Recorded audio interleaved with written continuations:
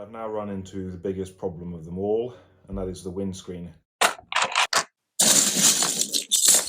Hi and welcome to Sven's Bricks. My name is Sven, and this is another episode of converting 6-stud wide Speed Champions into 8-stud versions. I've already done the 6 that you can see here, and in this episode it's time for the Bugatti Chiron. So this arrived in the post yesterday, second hand. It's actually nicer than I realised that it was from the photos. I think the main issue with it is that it's a bit too short, especially in between the wheels. So this is the section here that I'm going to add an extra stud in the front and an extra stud in the back. But I'm not going to add anything behind the wheels or in front of the wheels. So I think that it should be a relatively straightforward conversion. The biggest challenges that I see will be with the windscreen, as this is a nice printed piece. And I'm also probably going to have to order a sticker pack in order to replace the white line here that's on the side of this windscreen. Otherwise, I'm hoping that this isn't going to be too difficult to conversion. So as with the previous conversions, I've managed to remove the front section. These bits are actually loose, but the front section isn't removed. I've removed the wheels and I've removed the windscreen. And then I've created new wheelbases, so I can basically move over these wheels to my new wheelbases. The original model has a chassis piece like this underneath. And I'm going to need to replace that with a larger one.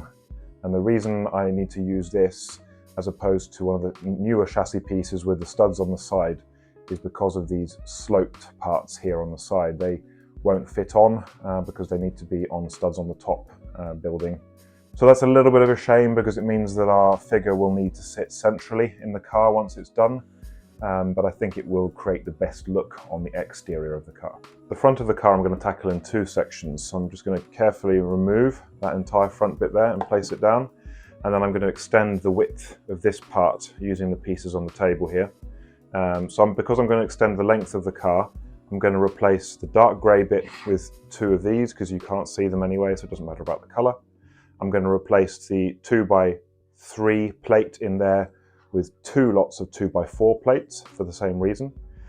This bit here actually sits inside the windscreen, so the windscreen is going to sit here, but because we're extending the length, once again, I'm going to replace this 2x1 plate with a 2x4 plate, and then I'm going to put these parts on the side.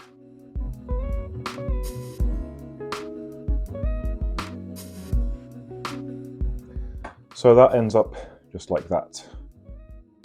Next, we need to work on this front section. And I actually saw an opportunity here because the headlights here can actually come further back to make it more realistic with the actual car. So I've prepared this section. This is made up of a 1x6 blue plate and then 3 of these smaller studs on the side bracket pieces here. And then on top of that, we have a 1x4 blue plate and 2 of the L-shaped blue plates, just like the original. And then on top of that, we have 4 little cheese wedges just to try and get a little bit of that curved front end, which is going to be hard to replicate. So from here, the front part literally just sticks on. Next part is going to be to move this sloped piece 1 stud in that direction. And when doing so, we create a couple of gaps. So I can just fill those in with 1x1 plates, a couple of yellow ones there, and a blue one on there. That can then sit a bit lower down, and on top of there we can then place an L-shaped plate. And from there, we then just need to place that on top of here. So I'm going to gently ease this part out. So I'm then going to add a couple of 1x8 plates onto our chassis, just to raise it to the same height as the 4 wide chassis. So I've extended this by removing the 1x2 tile here and added a 2x2 tile, and on the back of that there's just a small studs on the side bracket piece to hold that on. That one then goes on with 1 stud's distance from the wheel there, and we are then able to put on our completed wheel arch. So next I'm going to work on the nice swoopy bit that's going down the side here, and I've actually already done 1 side because I needed to figure out how I was going to do it. So what I've done is that underneath here I've replaced the 2x3 plate with a 2x4 plate. I've added an extra 1x2 in there with a small 1x1 plate on top of it. Underneath here, I've added a 2x6 plate here and a 1x6 plate here for all of that to sit on. So I'll just show you the bottom of those in case you're following along so that you understand what I mean, hopefully. Now all I need to do is the other side. From here, we need to remove the back section of the cart. I can just do so by delicately lifting that off and then replacing these parts which go in behind the arches here. So they basically look like that, a couple of 1x3 plates with a little stud underneath and half a bracket. I'm going to replace that with 1x4 plates with a stud on the bottom. That one will just go in there. And then on top of that, I'm going to put in a full-sized bracket piece like so.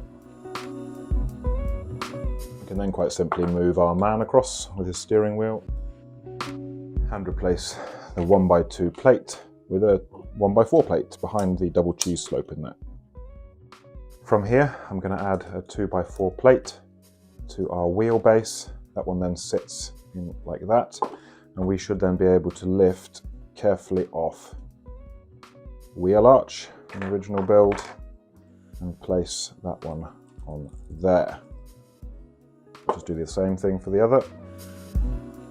Following on from there, we're going to extend the width of these tan pieces with 1x1 bricks, and then we're just going to move the 2x1 modified brick as it is straight into place for that one. So moving on to the back section, I've actually put together a little bit of it already.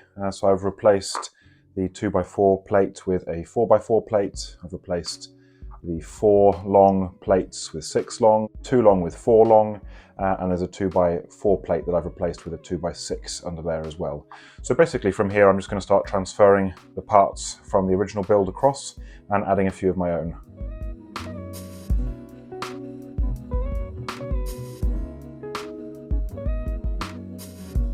Thankfully the elastic band is quite stretchy.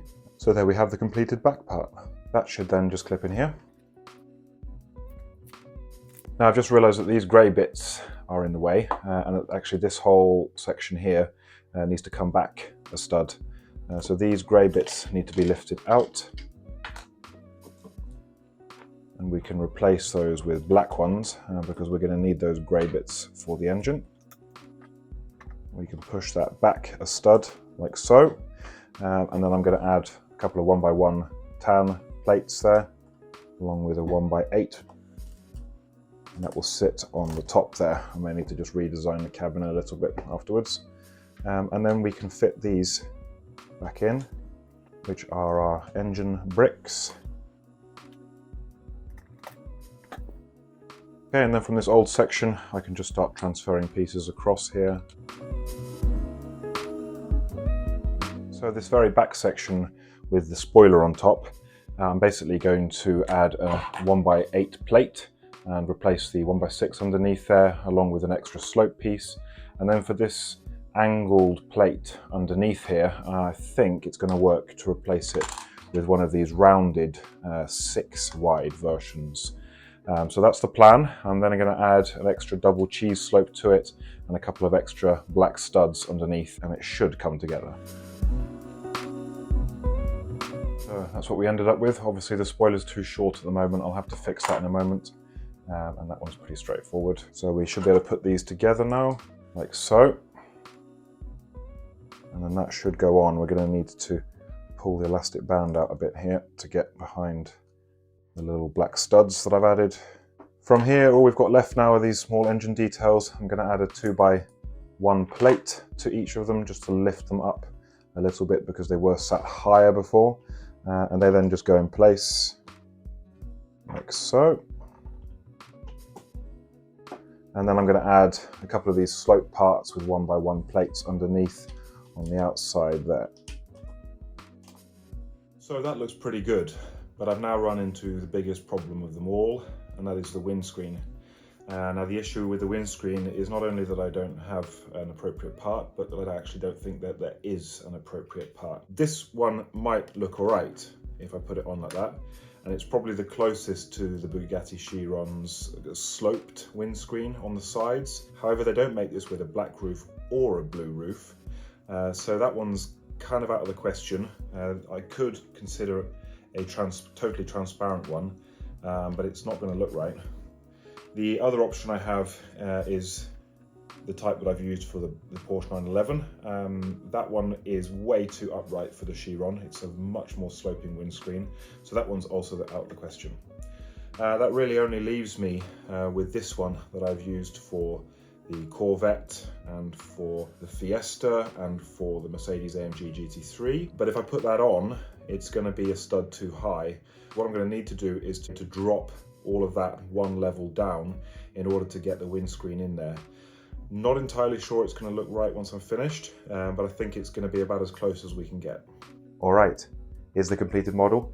Let me run you through the final changes. So starting with the very front of the car, the actual Chiron has a sort of V shape across the hood or the bonnet of the car, and I wanted to do something about the very straight line that I did have at the front. So I've actually put in a couple of jumper plates underneath here and just shifted these two slopes forward by half a stud, and I think that that makes quite a bit of difference in order just to get closer to the actual car. I then had to spend quite a bit of time removing plate work from underneath here, exchanging parts for different colors, in particular blue, because there were some different colors underneath here. But I think that I've ended up with quite a good compromise, because at the end of the day I really had to choose between this windshield piece, the windshield piece that I have on, or designing my own shape for the windshield. I think this comes down to personal preference. I think this one is perhaps a bit closer in terms of the shape. There's only one of these with a proper black print on the top here, and that's from the Lotus set from this year. But that has a yellow line that goes all the way around, and I think would ruin the look of the car more than not getting the angle totally accurate here. So I've settled for this one. I also personally prefer to have a windshield here rather than trying to create my own out of bars. But as I say, this is down to preference. Because I had to drop the windshield, I also had to remove the panel pieces that were in the side here. So I've just simply replaced those with a couple of plates. And then I've added a very luxurious interior for our driver using tan colored slopes and tiles. The original set had stickers on the side of the windscreen in order to replicate the iconic swirl shape that comes up the side of the Chiron here. Because the windshield sits a stud further forward in my version, I wasn't really able to use that sticker, but I felt that I needed to do something. So what I ended up doing was putting in a couple of inverted slopes underneath here, and then a couple of transparent cheese wedges just underneath. And I think that just at least gives a suggestion of that swirl. Perfect? Absolutely not. But I couldn't personally find a better way of doing this. I'm actually pretty happy with how it ended up. Moving on towards the back of the car, I've added in a couple of double cheese slopes here in order to replace the flat tiles that were there. And then I've also shifted this slope here forward one stud in order just to get a bit more of a tapered off angle like the real car has. I did toy with the idea of using one of these slopes, but it left an exposed stud here in the back corner, and I actually preferred the look of these smaller sloped pieces to round off the back of the car. I had a little go at extending the width of the engine bay. Real car has a bigger engine bay than this, but by removing these two slopes here, I actually thought that it looked too big, so I ended up leaving the engine bay 2 studs wide as it is on the original set. And then I decided to remove the spoiler altogether because I couldn't quite find a look that I was happy with to replace it. However, a lot of the Chirons don't have spoilers, or at least they're not up, and instead I've put in a couple of tiles there which actually help to complete the line that the real car has going down the back here. It would have been really nice to have found a way to continue that line up along the middle here where the original set used printing, but that's what I ended up with for now. This was another fun and challenging conversion for me, where I think my biggest learning is to make sure that I have a windshield part before I begin. That would have saved me the headache of having to pull apart the plate work underneath the front there. At one point I was feeling very frustrated with the build, feeling like I wasn't going to succeed with this, but actually in the end I'm really happy with the way that it turned out. At least to me it's very obviously a Bugatti Chiron, and I think that's the most important thing here. Whereas the F40, it's perhaps obvious that it's a Ferrari because of the red and the badge, but less so with the front. Whereas I think I've captured enough of the original Chiron here to make it recognizable. Hopefully one day LEGO will release a windshield more appropriate for this car, Or maybe you have some suggestions on other ways that I could have done this. If you've enjoyed the video, please do take a moment to drop a like. It helps to suggest the video to other viewers and to help the channel grow. Thank you very much for watching, and bye for now.